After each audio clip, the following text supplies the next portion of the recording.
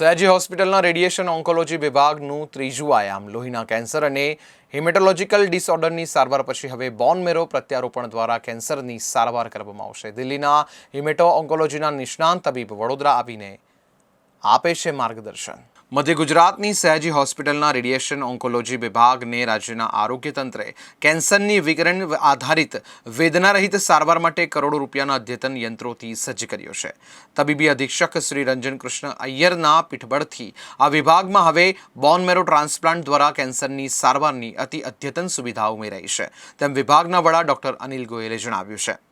નવી દિલ્હી સ્થિત જાણીતા નિષ્ણાંત તબીબ ડોક્ટર મિત કુમારની દેખરેખ અને માર્ગદર્શન હેઠળ સ્થાનિક તબીબો અને તબીબી સહાયકોની ટીમ આ સારવાર આપે છે અને તેના સારા પરિણામો મળી રહ્યા છે।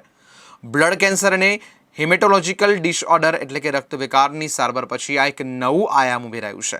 છેલ્લા મહિના દરમિયાન 4 દર્દીઓને નવી સારવારનો લગભગ વિનામૂલ્યે લાભ આપવામાં આવ્યો છે। ખાનગી દવાખાનાઓમાં આ સારવાર ખૂબ જ ખર્ચાળ ગણાય છે અને દરેકને પોષાય તેવી નથી।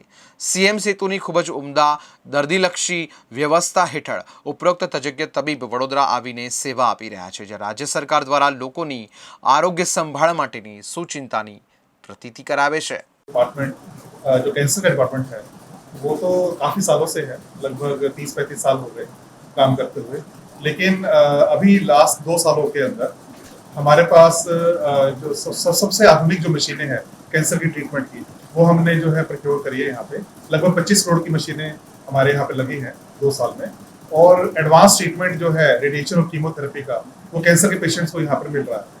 हम ज़्यादातर पेशेंट्स का PMJY और माँ कार्ड स्वाइप करवाते हैं, तो अप्रोक्सीमेटली 90% पेशेंट्स का ट्रीटमेंट फ्री में दिया जाता है। जो एक ट्रीटमेंट है जिसका रेडियोथेरेपी की बात करें तो लगभग 1.25 लाख रुपया आता है कॉर्पोरेट सेक्टर के अंदर, वो हम फ्री में दे रहे हैं। जिसके पास माँ कार्ड या PMJY कार्ड नहीं है उनको जो है बिल्कुल नॉमिनल प्राइस, हमने GCRI के प्राइस देखे थे अहमदाबाद के, तो वो जैसे अगर 50,000 रुपये कर रहे हैं तो हम 20,000 रुपये कर रहे हैं। तो अराउंड 20-25 हज़ार में हम 1.25 लाख वाला उस पेशेंट को देते हैं जिसके पास कोई कार्ड नहीं है, जो मिडिल क्लास के हैं और जो बेसिकली BPL में भी नहीं आते, तो उन मिडिल क्लास लोगों को भी हम केटर कर रहे हैं। सर अभी जैसा आपने मशीन लाई है, लेकिन कुछ ऐसे एरियाज होंगे जो आपको सही मायने में और भी थोड़े आपको सुविधाएं चाहिए होंगी। हाँ जी, तो इसमें क्या था कि भी जैसे ज़्यादातर सॉलिड ट्यूमर्स के अंदर तो हम लोग ट्रीट कर पा रहे हैं, सर्जरी हो जाती है, कीमो हो जाती है, रेडिएशन हो जाते हैं।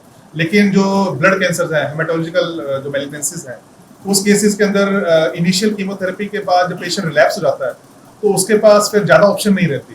तो उसके लिए सबसे इम्पोर्टेंट होता है कि उसका हम बोन मैरो ट्रांसप्लांट कर दें, जो कि बहुत ही एक्सपेंसिव ट्रीटमेंट है।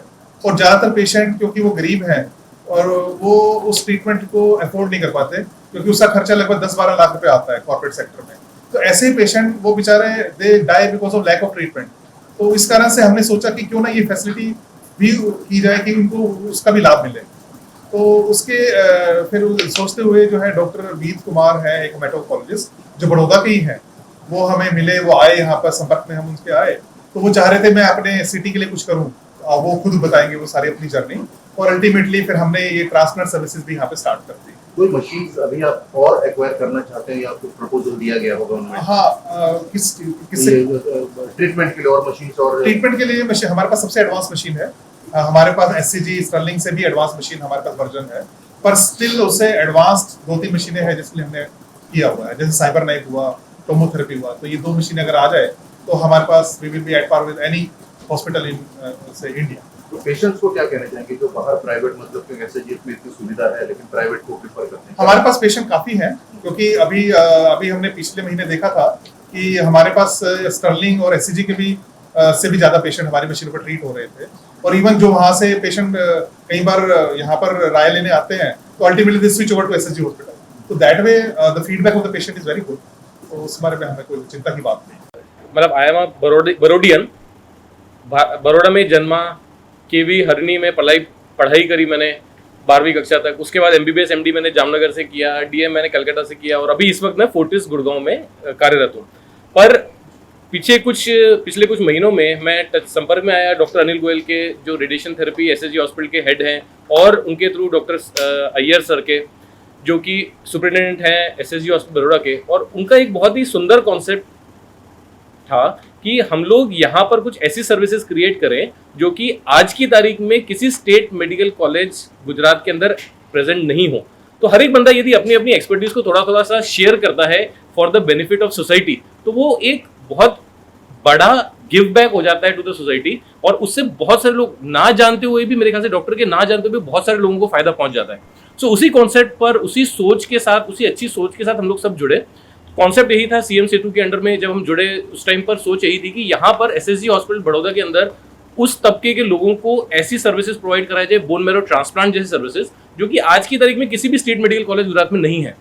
और इसको एस्टेब्लिश करने के लिए बहुत सारे लोगों ने कंट्रीब्यूट किया, जिसके अंदर एसएसजी को पूरा स्टाफ, मतलब आप उसमें स्टोरमैन से लेकर के जो medical staff, medical officers, nursing staff, पूरा रेडियोथेरेपी डिपार्टमेंट, पूरा एडमिनिस्ट्रेशन, सब लोगों को अपनी अपनी सॉक्स पुल अप करनी पड़ी इस चीज को एग्जीक्यूट करने के लिए। हर एक बंदे ने इंडिविजुअल लेवल पर बहुत सारा कंट्रीब्यूट किया। अब उसको लॉजिस्टिक इश्यूज इतने सारे थे कि site identification, bone marrow transplant unit कहां पर एस्टेब्लिश किया जाए, उसके अंदर ड्रग्स कैसे प्रोक्योर की जाए, उसके अंदर जो स्पेशलाइज्ड प्रोसीजर चाहिए होते हैं, स्टेम सेल एफेरेसिस का प्रोसीजर चाहिए होता है, वो कैसे एग्जीक्यूट किया जाए। So there was doctor Paresh Vyas who stood with us from Ahmedabad, जो वहां से अपनी मशीन लेकर आए, यहाँ पर हमको हेल्प किया स्टेम सेल एफेरेसिस करने के लिए। उसके बाद हमने स्टेम सेल इन्फ्यूजन किया, मेडिसिन को किया, 24 आवर्स पेशेंट को मॉनिटरिंग में रखा, पूरे स्टाफ रात भर पहरेदारी करी पेशेंट की, तब जाके 15वें दिन पर पहला पेशेंट हमारा हॉजकिंस लिम्फोमा का जाके डिस्चार्ज हो पाया। So lot of efforts went in. हमारी टीम में से, फोर्टिस की टीम में से, मेरी तरफ से कुछ नर्सिंग स्टाफ, डॉक्टर नेहा जो इन्फेक्शियस की स्पेशलिस्ट हैं, उन सब ने अपना कंट्रीब्यूशन दिया। तब जाकर ये पॉसिबल हुआ कि हम लोग एक आज की तारीख में ये बोल सकते हैं, हमने 4 हेमेटोलॉजी के पेशेंट्स को 3 महीने में, पिछले 3 महीने में ट्रीट किया। उसमें से 2 ऑटोलोगस ट्रांसप्लांट को सक्सेसफुली हम लोग 15 और 18 दिन पे डिस्चार्ज कर पाए, जिसमें से एक female 71 year old female suffering from multiple myeloma थी। सो आई विल से कि ये हमें एक सेटिस्फेक्शन देती है ऐसी चीजें कि पूरी की पूरी टीम ने मिलकर के जब एक ऐसा काम किया that was helpful for the society in general.